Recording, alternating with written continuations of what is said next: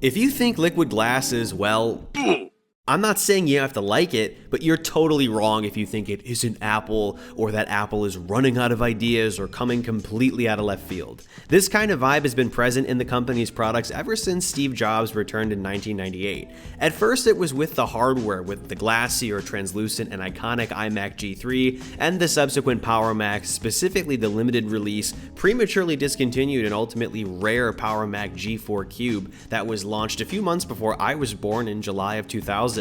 Then came early versions of macOS X, which introduced their iconic aqua, glassy UI look and skeuomorphism or realism that later found its way into the revolutionary iPhone 1st Gen, iOS, and later versions of macOS X. Then we had a solid 12 whole years of minimal, fairly flat software design language ushered in and created by the legendary Apple designer Sir Johnny Ive in 2013 and 2014 with iOS 7 and macOS Yosemite respectively. Albeit, transparent or glassy elements remained or were enhanced in these updates or versions, just in a more modern or minimal way for the time.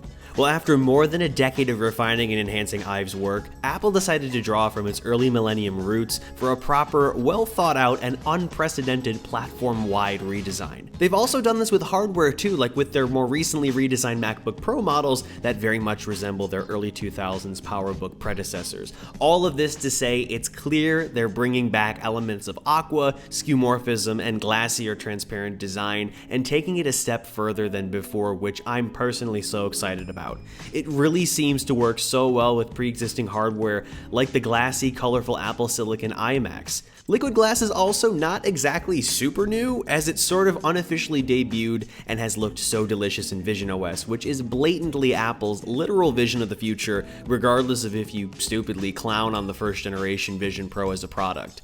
And like Vision OS, Liquid Glass, or this redesign also might mimic some of your decor or tangible surroundings, which I really enjoy as well. And as you can tell, since I'm an Apple nostalgia nutcase and yearn for that 2000 to 2012 era, it's so amazing to sort of get that iOS 6 or early 2000s Apple look back without totally losing Johnny Ive's incredible software design contributions from the last decade.